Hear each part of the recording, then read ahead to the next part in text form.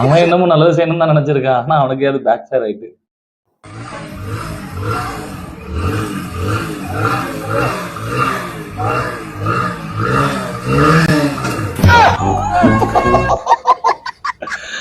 பாவம் அண்ணனை சீக்கிரமா வழி அனுப்பி விட்டான். சொல்ல வேண்டியதானே இங்க பாதை இல்லை என்று. நான் எங்கு போனாலும் பொத்தி கொண்டு பேசாமலே பின்னால் வருவீர்களா? லகட பாண்டியா அந்த பக்கம் பாதாள முடியல. ஐயோ பாவம் அந்த ஆளு. ஏழுமலை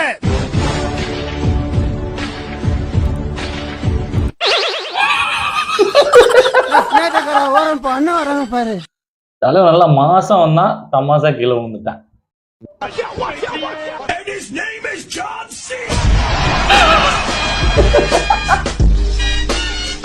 அட்டாக் பயங்கரம்.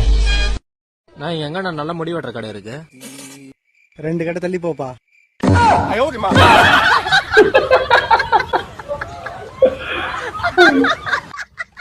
Owner mind voice. உன்னெல்லாம் போய் வேலைக்கு வச்சிருக்கேன் பத்தியா? ஏன்பா எல்லாரும் காலையில வாசல் தெளிச்சு கோலம் போடுறாங்க? தெரியலையப்பா, என்னவா இருக்கும்? கோலம் போட்டு வாசல் தெளிச்சு அழிஞ்சிருக்குதா மயிரே? டேய் அப்பாடா, கொஞ்சம் வாரம் மரியாதை கொடுங்கடா.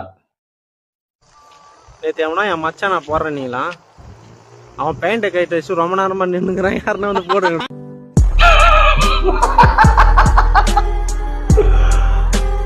இந்த மாதிரி குரூப்புக்கு ஒரு ஃப்ரெண்ட் இருக்கதாண்டா செய்வான். ஒரு கேள்விக்கார கரெக்டா பதில் சொல்லு. ஒரு சின்ன குழந்தை ஒண்ணு போயினுக்குது, ஒரு தாத்தா ஒருத்தன் போயினுக்குறாங்க. நீ ஃபர்ஸ்ட் எதை அடிப்ப? 2 பேரும் பிரேக் அடிக்கணும்டா. நீ தான்டா டிரைவரு. क्वेश्चन கேக்குறேன். இந்த எலுமிச்சை பழம் இருக்குல்ல, அது வந்து பையனா பொண்ணா? அது எப்படிக்கா தெரியும்? அது பையன் காது.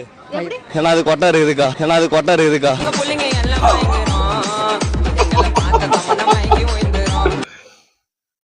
பையன் புத்திசாலி பிள்ளை இருப்பான் போல. எப்படி ஈஸியா கண்டுபிடிச்சான் பத்தியா? சார் சொல்லுங்க மேடம். சார் நான் குழந்தைகளுக்காக ஹெல்ப் கேட்டு வந்திருக்கோம்.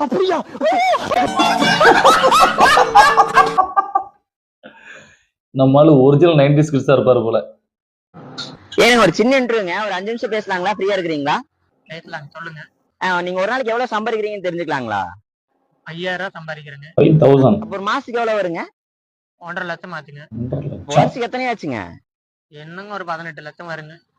ஏங்க அவ்வளவு சம்பாதிக்கிறீங்க, பார்த்து சிம்பிளா இருக்கிறீங்க, என்ன பண்ணிட்டு இருக்கிறீங்க? நான் உங்ககிட்ட போய் சொல்லிட்டு இருக்கேன்.